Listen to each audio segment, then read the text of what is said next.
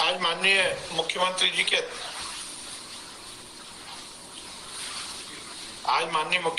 की अध्यक्षता में कैबिनेट की बैठक संपन्न हुई।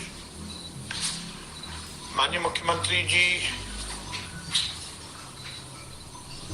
ने निर्देशित किया है, माननीय प्रधानमंत्री जी का जन्मदिन 17 सितंबर को है।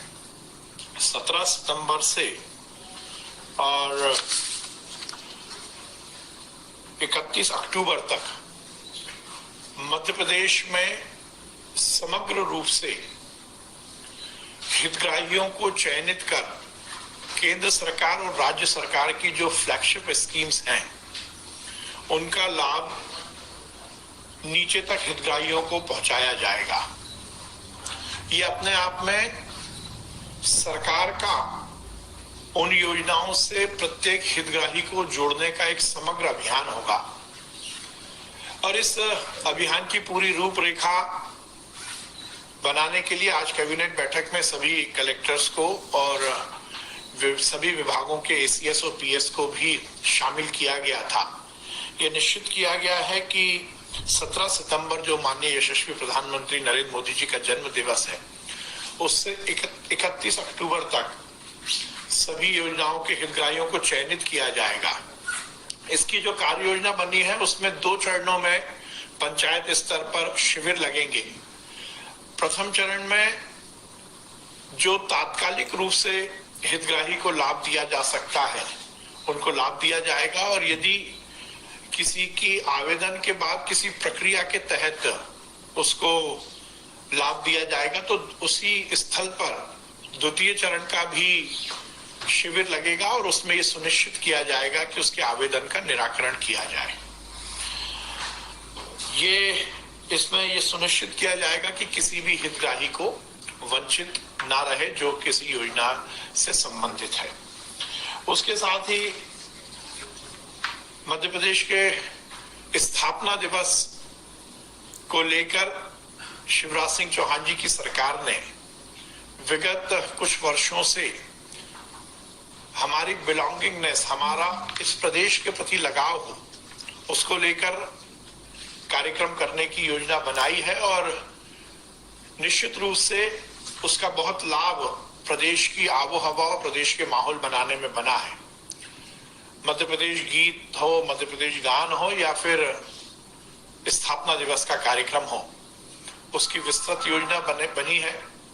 इस बार ये निश्चित किया गया है कि हमारे स्थापना दिवस जो कि 1 नवंबर को होता है उसमें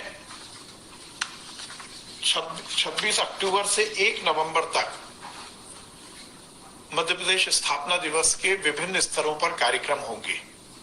खेलकूद प्रतियोगिता, वाद विवाद प्रतियोगिता, मध्य प्रदेश की संस्कृति के एनहेंसमेंट के लिए, उसके उन्नयन के लिए, उसको संरक्षित करने के लिए अलग अलग स्तर पर हम मध्य प्रदेश स्थापना दिवस पर कार्यक्रम करेंगे और 26 अक्टूबर से 1 नवंबर के बीच में ये कार्यक्रम होंगे।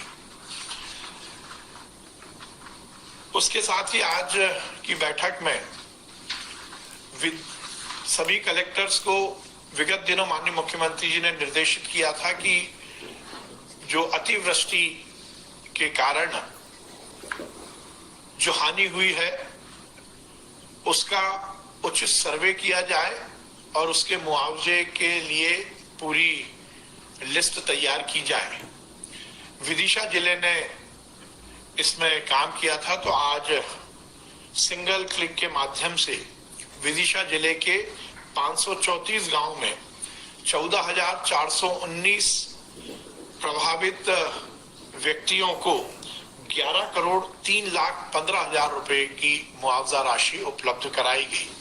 उसके साथ ही माननीय मुख्यमंत्री जी ने ये सुनिश्चित करने के निर्देश दिए हैं कि अतिवृष्टि के कारण यदि किसी का भी कोई नुकसान हुआ हो तो उसकी भरपाई के लिए सर्वे समय सीमा में किया जाए और मुआवजे की राशि उपलब्ध कराई जाए। उसके साथ ही आज माननीय मुख्यमंत्री जी ने यह भी निर्देशित किया है कि वो लोग जो कि इस अतिवृष्टि में अपना मकान खो चुके हैं, उनके पास यदि रहने की व्यवस्था नहीं है तो अस्थायी रूप से उनकी रहने की व्यवस्था को सुनिश्चित किया जाए और उन्हें कोई दिक्कत ना हो, इस विषय में पूरा कार्य योजना बने। विगत दिनों 23/6/2022 को मध्य प्रदेश सरकार ने एक बहुत ही ऐतिहासिक कदम उठाया था और योग आयोग का गठन किया था। निश्चित रूप से प्रधानमंत्री जी का ये सपना है और योग आयोग के माध्यम से हम योग को नीचे तक पहुंचाने के मंतव्य के साथ कार्य शुरू करने वाले हैं। आज उस योग आयोग के गठन के अनुसमर्थन भी इस कैबिनेट की बैठक में किया गया है। उसके साथ ही मध्य प्रदेश निजी विश्वविद्यालय संशोधन विधेयक 2022 के माध्यम से आज 7 यूनिवर्सिटीज को कैबिनेट की मंजूरी मिली है। प्रेस्टीज विश्वविद्यालय इंदौर, टाइम्स विश्वविद्यालय भोपाल, डॉक्टर प्रीति ग्लोबल विश्वविद्यालय शिवपुरी, LNCT विद्यापीठ विश्वविद्यालय इंदौर, अमलतास विश्वविद्यालय देवास, आर्यावर्त विश्वविद्यालय सीहोर एवं विक्रांत विश्वविद्यालय ग्वालियर। हम सबके लिए बहुत प्रसन्नता की बात है कि हमारे युवा खिलाड़ी, बैडमिंटन खिलाड़ी प्रियांशु राजावत ने थॉमस कप में स्वर्ण पदक जीता है। आज की कैबिनेट बैठक में उनको प्रोत्साहन राशि के रूप में सरकार की ओर से 10 लाख रुपए मंजूर किए गए हैं। इसी तरह